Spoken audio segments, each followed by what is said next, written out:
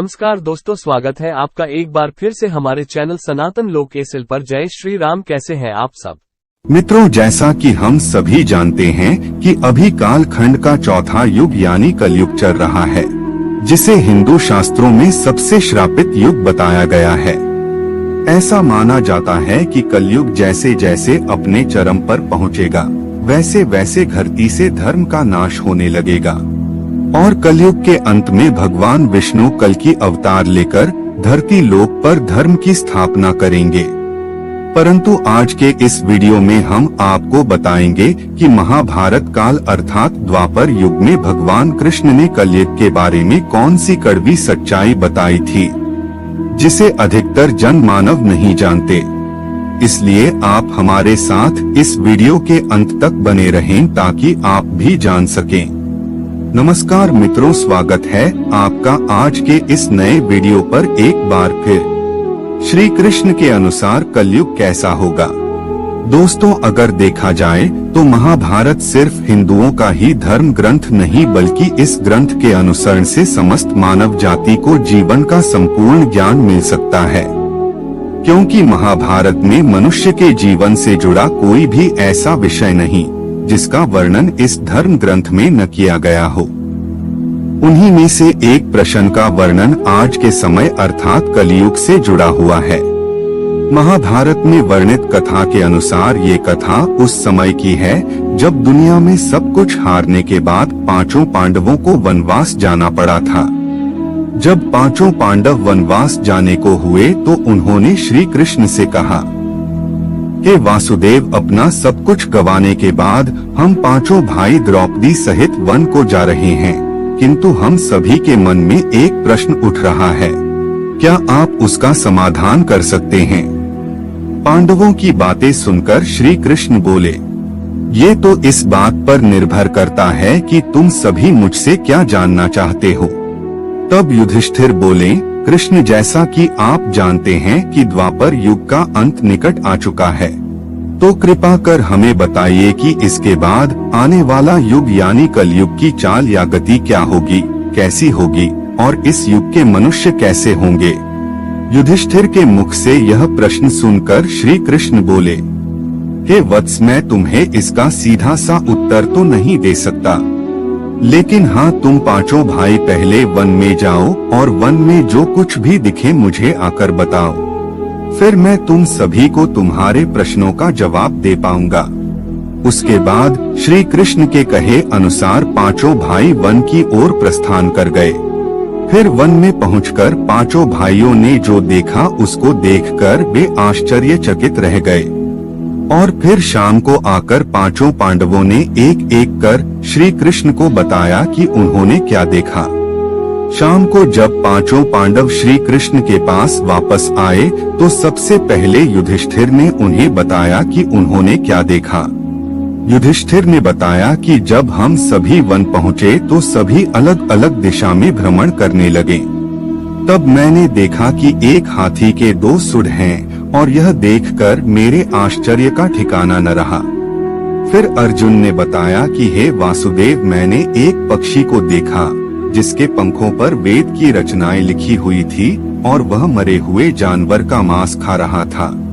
फिर अर्जुन के बाद भीम ने भी श्री कृष्ण को बताया कि हे कृष्ण, मैंने देखा कि एक गाय ने बछड़े को जन्म दिया है और जन्म के बाद वह बछड़े को इतना चाट रही है कि बछड़ा लहूलुहान हो गया, जिसे देखकर मैं हैरान हो गया। भला कोई माता अपने बच्चों के साथ ऐसा कैसे कर सकती है? उसके बाद श्री कृष्ण ने सहदेव से पूछा, सहदेव, तुम बताओ, तुमने वन में क्या देखा? तब सहदेव श्री कृष्ण से बोले, हे वासुदेव, मैंने वन में देखा कि एक जगह 6-7 कुएं हैं और आसपास के कुओं में पानी है, किंतु बीच का कुआं खाली है। बीच का कुआं गहरा है, फिर भी पानी नहीं है। यह देखकर मुझे घोर आश्चर्य हुआ कि ऐसा कैसे हो सकता है। उसके बाद नकुल ने कहा, हे नारायण, जब मैं वन में भ्रमण कर रहा था तो मैंने देखा कि एक पहाड़ के ऊपर से एक बड़ी सी शिला यानी पत्थर लुढ़कती हुई आती है और कितने ही वृक्षों से टकराकर उनको नीचे गिराते हुए आगे बढ़ जाती है, परंतु उस विशालकाय पत्थर को कोई भी वृक्ष उसे रोक न सका। इसके अलावा वह शिला कितनी ही अन्य शिलाओं के साथ टकराई पर फिर भी वह रुकी नहीं। अंत में एक अत्यंत छोटे पौधे का स्पर्श होते ही वह स्थिर हो गई। फिर युधिष्ठिर श्री कृष्ण से बोले, हे वासुदेव, हम पांचों भाइयों ने जो कुछ भी वन में देखा वो आपको बता दिया, कृपा कर उसका अर्थ बताइए। तब श्री कृष्ण ने युधिष्ठिर से कहा, हे धर्मराज, जैसा कि आपने कहा कि आपने 2 सुढ़ वाला हाथी देखा, जिसका ये अर्थ हुआ कि कलयुग में ऐसे लोगों का राज होगा जो बोलेंगे कुछ, करेंगे कुछ। कलयुग के शासक अपनी प्रजा का सभी तरह से शोषण करेंगे। उनके मन में कुछ और होगा, दिखावे के लिए कुछ और करेंगे। अर्थात कलयुग में शासकों के लिए आम लोगों का कोई महत्व नहीं होगा, वो बस राज करने के लिए शासक होंगे। फिर श्री कृष्ण अर्जुन से बोले, हे धनंजय, जैसा कि तुमने देखा कि एक पक्षी के पंख पर वेद की रचनाएं लिखी हुई थी, लेकिन वह मरे हुए जानवरों का मांस खा रहा था, जिसका अर्थ ये हुआ कि कलयुग में ऐसे लोग होंगे जो बड़े ज्ञानी और ध्यानी कहलाएंगे, किंतु उनके आचरण राक्षसी होंगे। कलयुग में लोग पंडित और विद्वान कहलाएंगे, किंतु यह विचार चलता रहेगा कि कोई मरे और उसकी सारी संपत्ति उसके नाम हो जाए। अर्थात कलयुग के मनुष्य धन और संपत्ति के लोभी होंगे, भले ही उनके पास कितना ही ज्ञान क्यों ना हो। इसके अलावा हे अर्जुन, हर जाति धर्म के प्रमुख पद पर बैठे लोग विचार करेंगे कि कब कोई किसी पद से हटे और हम उस पर विराजमान हो जाएं। कलयुग में ऐसे लोगों की संख्या बहुलियत होगी, कोई कोई बिरला ही संत पुरुष होगा।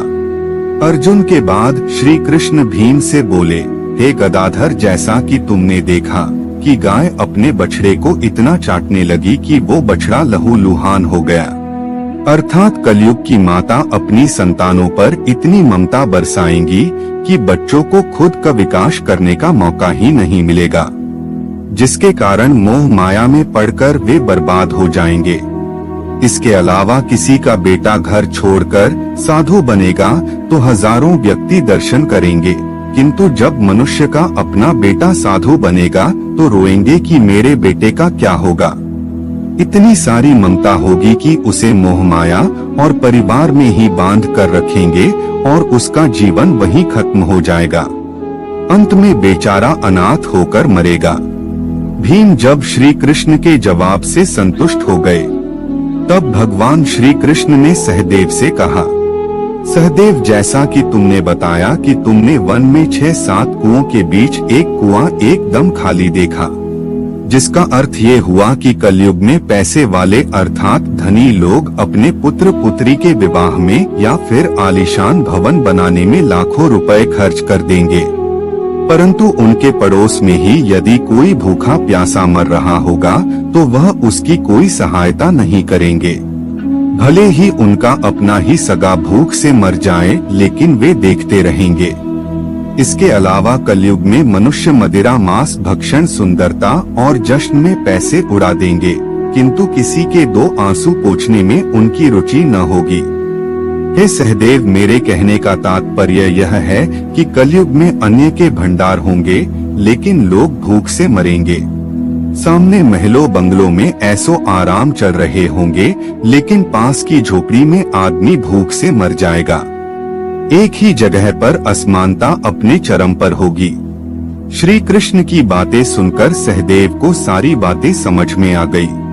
तब श्री कृष्ण ने नकुल से कहा, नकुल, जैसा कि तुमने बताया कि वन में एक बड़ी सी चट्टान पहाड़ से लुढ़की, किंतु बड़े बड़े वृक्ष और उसके तने उस चट्टान को रोक न पाए, किंतु एक छोटे से पौधे से टकराते ही वो चट्टान रुक गई, जिसका अर्थ ये हुआ कि कलयुग में मनुष्य का मन नीचे जाएगा, यानी कलयुग के मनुष्यों का जीवन पतित हो जाएगा, और ऐसे में मनुष्यों का जीवन धन की शिलाओं से नहीं रुकेगा, न ही सत्ता के वृक्षों से रुकेगी, किंतु हरि नाम के एक छोटे से पौधे से, हरि कीर्तन के छोटे से पौधे से मनुष्य जीवन का पतन होना रुक जाएगा।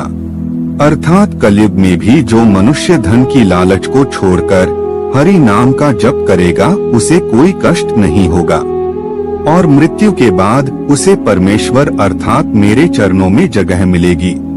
तो मित्रों, आपने देखा होगा कि श्री कृष्ण द्वारा बताई गई ये बातें सच में घटित हो रही हैं। इसलिए मनुष्यों को चाहिए कि कलयुग में वह धर्म का पालन करें और श्री हरि नाम का भजन करें तो उसका जीवन सफल हो जाएगा। फिलहाल आज के वीडियो में बस इतना ही। अब हमें इजाजत दें और वीडियो को अंत तक देखने के लिए आपका बहुत बहुत शुक्रिया।